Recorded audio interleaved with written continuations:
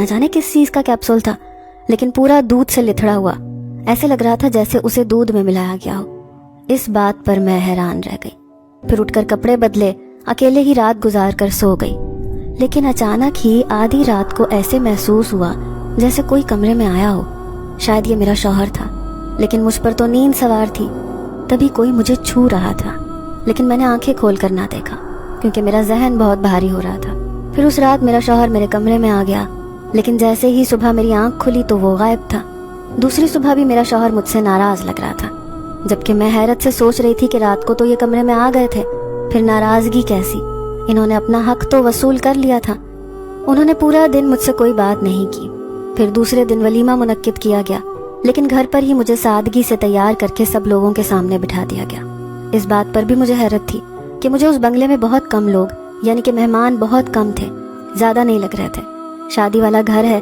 تبھی میں نے دور کھڑی ایک لڑکی کو دیکھا جس کی آنکھوں میں مجھے اپنے لیے نفرت محسوس ہو رہی تھی۔ وہ لڑکی شکل و صورت کی بھی اچھی تھی، لیکن اسے یوں دیکھتے ہوئے پا کر میں ڈر گئی۔ نہ جانے اس کی ان نگاہوں کا کیا مطلب ہے۔ دوسری رات میں سہمی ہوئی بیٹھی تھی کہ آج پھر میرا شوہر اندر آئے گا، لیکن نہ جانے اس کا رد عمل کیا ہو۔ دن کے وقت میں نے اپنی چھوٹی بہن سے کہا کہ اس کبوتر کو اپنے ساتھ لے جاؤ، رات کو اس نے بہت تماشا کیا ہے، اس کی وجہ سے میں ذلیل ہو گئی۔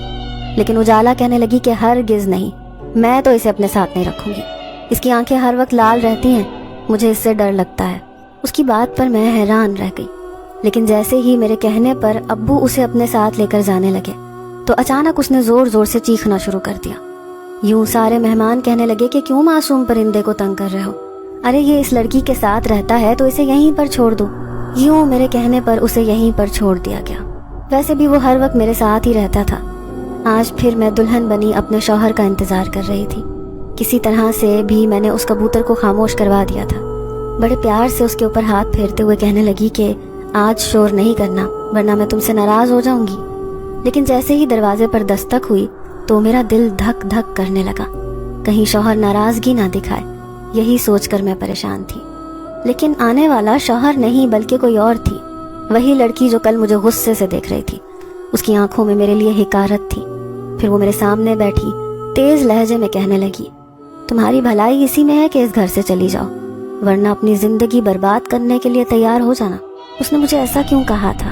ابھی اس سے پہلے کہ میں اس سے وضاحت پوچھتی، اچانک ہی دروازہ کھول کر میرا شوہر اندر آیا۔ کلثوم، تم یہاں کیا کر رہی ہو؟ میرا شوہر غصے سے اسے کہہ رہا تھا۔ وہ چپ چاپ اس کمرے سے چلی گئی۔ پھر میرا شوہر میرے سامنے بیٹھا، کہنے لگا، اس نے تمہیں کچھ کہا تو نہیں؟ میں نے نفی میں سر ہلایا، اس کی بات کو نظر انداز کر دیا۔ پھر وہ اس کبوتر کو دیکھتے ہوئے کہنے لگا، کل تو میں اس سے بہت ڈر گیا تھا، لیکن آج تو یہ بڑا خاموش بیٹھا ہے، چلو ہم بھی اب سونے کی تیاری کرتے ہیں۔ یہ کہتے ہی اس نے کمرے کی روشنی کو بجھا دیا۔ کمرے میں ہلکی ہلکی سی روشنی تھی، لیکن اچانک ہی مجھے کمرے کے خوفناک اندھیرے میں کسی کا سایہ چھت سے لگا ہوا محسوس ہوا تو بے اختیار میرے منہ سے چیخ نکلی۔ میرا شوہر ڈر کر ایک دم سے مجھ سے الگ ہوا۔ کیا ہوا؟ تم نے چیخ کیوں ماری؟ اس نے غصے سے مجھ سے پوچھا۔ وہ مجھے ابھی ایک خوفناک سایہ نظر آیا ہے، ایسا لگ رہا تھا جیسے کوئی ہوا کے زور پر اڑ رہا ہو۔ تو میرا شوہر سر جھٹکتے ہوئے کہنے لگا، خواہ مخواہ ڈرامے کر رہی ہو،